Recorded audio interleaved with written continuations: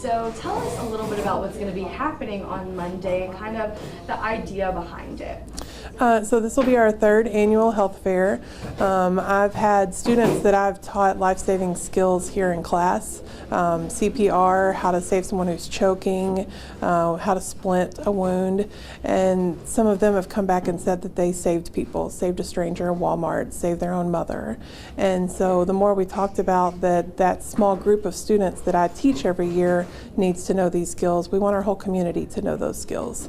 And I'd also taken students to Laterno University used to have a health fair, and they stopped doing theirs. And so kind of with those two ideas combined, we decided this was a need in our community, and so began putting together some student booths so the students can share their skills. It gives them an opportunity to share what they've learned with everyone and strengthen those skills a little bit, build their communication skills, and then also reaching out to different people in the community. So our police department will be here, the Kilgore Bulldogs Against Drugs, our KBAD, TxDOT, Mothers Against Drunk Driving, Christus Good Shepherd, several others will be here sharing information about drugs, about the dangers of drunk driving, about the things that they have, as well as just services that are available from the state health department and things of that sort.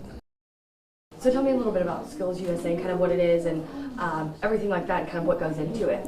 So Skills USA is a career-oriented competition, kind of similar to UIL that our students compete in.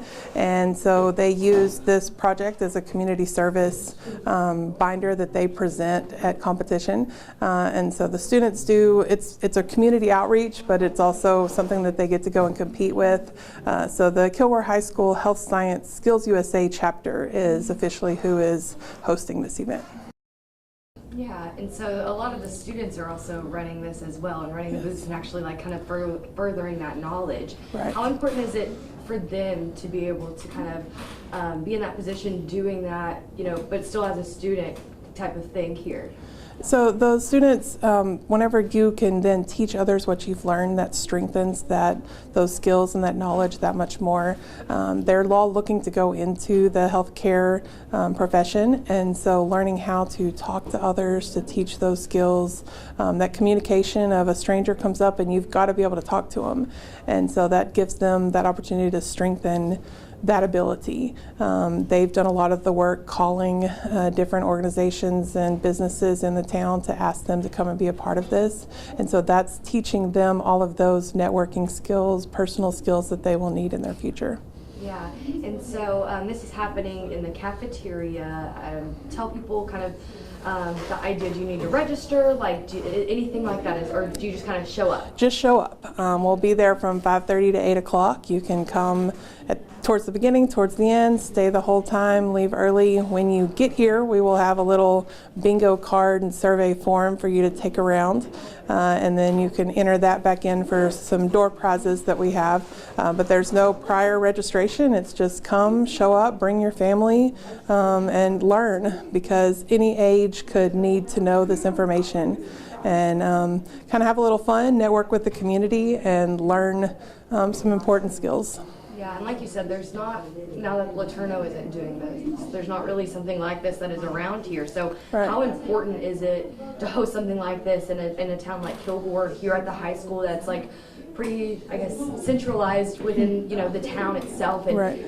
where people from Longview, people from Tyler can come and kind of experience this and get this knowledge. Right. I mean, you never know when a disaster is going to strike. Last year DeMar Hamlin needed CPR on the football field, and luckily there were lots of people around, but you never know if it's going to be a small community, Overton, different places. I know a lady who called an ambulance in Overton, and it took 45 minutes for them to get there, and she was doing CPR on her dad the whole time. Or several several years ago, there was a little girl in Center who choked to death because nobody knew what to do. And so we have great first responders in our town. The police, the EMTs, the firemen will all get there as quick as they can, but those moments are important. And so the more of us that know life-saving skills, the more of us can jump in there quicker to intervene in an emergency. And so it's great for everyone to know, so we're all able to save someone, because you never know, that person who needs it might be me. For sure, yeah. Is there anything else that we haven't spoken about that you feel like people should really know, like going into this kind of this story being a preview of like what's to come on Monday? Anything that we haven't talked about that you feel like people really should know? And like you mentioned, it's not just for Kilgore, it's for anyone and everyone. Little kids, we were at the middle school yesterday going over CPR, and some of them weren't quite strong enough, but just knowing how to do that, then they could explain to someone else. So it's not just for KISD, it's not just for high school age kids. This is for absolutely everyone. And we would love to share that information. If someone can't come on Monday night, they can still reach out to me and we will come. We went to a church and did a CPR class. These skills are important all the time, but this is a great opportunity on Monday night.